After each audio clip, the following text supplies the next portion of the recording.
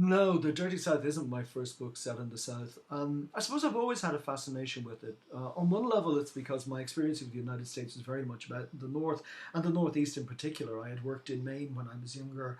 I've had a house there for many years. And I feel quite familiar and comfortable with it. And yet there is a strong connection in many ways between Ireland and the South, because obviously a great many Irish immigrants settled not just in the northern states but in the South, and often found themselves on opposing sides, for example, during the Civil War. And I'm fascinated by its culture and its heritage and its history. And so I have returned to it in novels, although it usually takes me a lot of research because, as I said, it's an area that perhaps I'm not quite as familiar with. And I picked Arkansas for the simple reason was that I'd never been there, and I have a magpie mind. I suspect most writers do, that we're always looking for new and shiny things that can attract us. Um, and Arkansas, in the period that the book was going to be set, seemed to me to be a particularly apt and interesting place because it's set during the Clinton administration, and in 1997 we have the Whitewater scandal, so there is a whiff of sulphur and brimstone around. But I also think that people in the state and in the South in general felt that there was a Southern president in the White House, and that would benefit that area of the country to a degree that they perhaps would not have benefited to the same degree if there had been somebody from outside the South sitting in the White House. And I've been reading up a lot on industrialization of the South, and in particular the impact that air conditioning had on the South, because of course until the 1950s, you don't really have air conditioning. It gradually becomes more and more prevalent until in the 1970s, the majority of businesses will have air conditioning. And until that point, it's very difficult to have many types of industry in the South. You certainly can't have electronics to the same degree. You can't have aeronautics. You can't have anything dealing with high tech because those need sealed environments, and it's almost impossible to work as if you're a southerner. You'll know it's very difficult to work indoors without air conditioning in the South during the summer. So the invention of air conditioning revolutionizes southern industry, and it attracts a particular type of business, I think, because there are fairly lax union laws, there are relatively lax environmental laws, there are good tax breaks, and so you have defence contractors moving down, aeronautics, industries that you might regard possibly as having a kind of conservative element to them. And so I suppose if you had enough wine on you, you could make an argument for these industries and the amount of money they brought into the southern states and the dependence of certain towns or counties on the money and the employment these industries bring as colouring politically the South for many years down the line. But like I said, that would be an argument, a pleasant argument, I hope, over a glass of wine. Yeah, the Dirty South is devoid of supernatural elements, pretty much, because there were two reasons, really. The first was to do with me as a writer, in that I had just finished a 6-novel sequence, beginning with The Wolf in Winter and ending in A Book of Bones, which was probably as supernatural as anything I've done. And certainly The Book of Bones takes that as far as it can go in a particular direction for the moment. And so, given that for most writers, and certainly for me, every novel tends to be a reaction to the one that went before it. Having written something that was very, very supernatural, my instinct was, of course, to write something that wasn't supernatural at all. But also, the Parker we meet in these books is a very different man.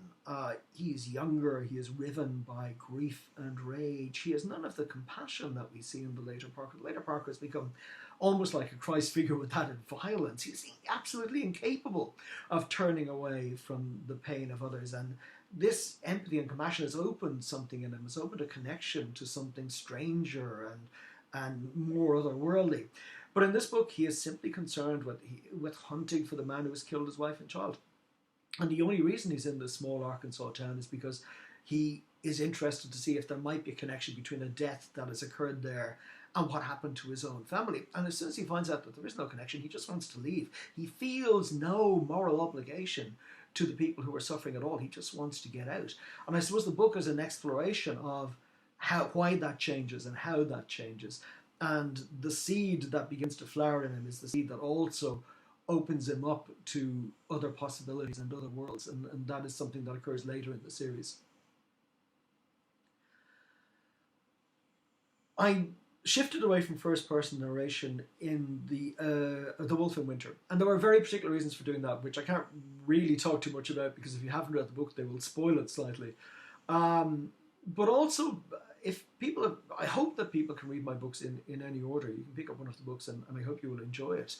If you have read them in order, you'll see that in the background you're getting little pieces of a different story, a larger narrative that is emerging over the books, and some books contribute a lot to it, and some books don't really contribute anything at all.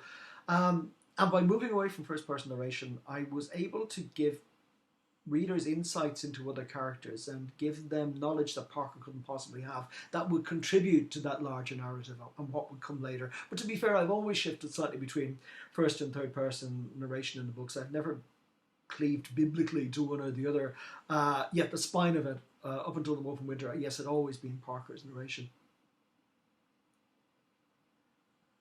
Now, the book was always going to be set in the past. One reason was that I had written 17 novels and one novella before The Dirty South, and that's an awful lot of history of characters that you have to remember and bring with you. And so you start down almost like with this file beside you on the desk. And so it was quite liberating to write about it. Parker didn't have all of that history. I didn't have to worry too much about it. It was really pleasant. Not that I don't like writing about that Parker. I very consciously have given him this history and I've added to it with each book. And yet it was nice to step away from that for one book and give myself a little bit of space to move. But the other reason was that I sometimes worry that a long-running series may actually put off some readers because crime fiction readers can be quite purists, and so if you ask them where should you start in the series, they will almost inevitably say start with the first one, and that can be off-putting for some readers who maybe want to enter the conversation at a slightly more recent point. And I've been conscious throughout the series of trying to give new readers an opportunity to join with the most recent book. The Black Angel was one of those books, The Wolf in Winter is another, and The Dirty South is definitely one of those books. Although I accept that if you've read the other novels, then you will read The Dirty South in a different way, and there are characters and situations that will have a different resonance for you. But it's simply a different way of reading, not necessarily better or worse, I hope. Well, I think it's very difficult to write about race and gender, even in a historical context, and obviously not do so with an awareness of what's happening in the present. Some years back, I wrote a series of science fiction novels with my other half, Jenny, and one of the pleasures of that series was that I got to go into schools and talk to teenagers about science fiction, and I put together quite a long video presentation about science fiction, often using film as a way of illustrating it, but also talking about books. And the point I tried to make to them was that while science fiction seems to be about the future, because it's often set in the future, it is really, in fact, about the present. It's often about the present and the recent past, refracted through alternative or possible futures. And historical fiction does something of the same thing. And a novel set in 1997 is effectively an historical novel. It is inevitably you begin to look at the present through the prism of the past. And so in The Dirty South, the young women who are being killed are black and are poor. And they're implicitly, it's suggested that they are of less value than maybe wealthy white women. And certainly, I don't think anyone would deny that in a situation like that, the investigative procedures would be very different.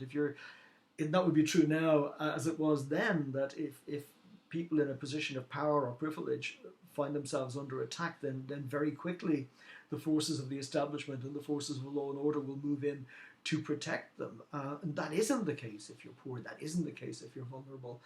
And as the Black Lives Matter movement shows, it isn't the case if you're black. And this is simply the latest and perhaps the most forceful manifestation, certainly since the Civil Rights Movement, of legitimate anger on the part of people who have not just been marginalised, but actively victimised. So yes, inevitably, if you are writing about race and gender in a historical context, you are also writing about it in the present, and there's no escaping that.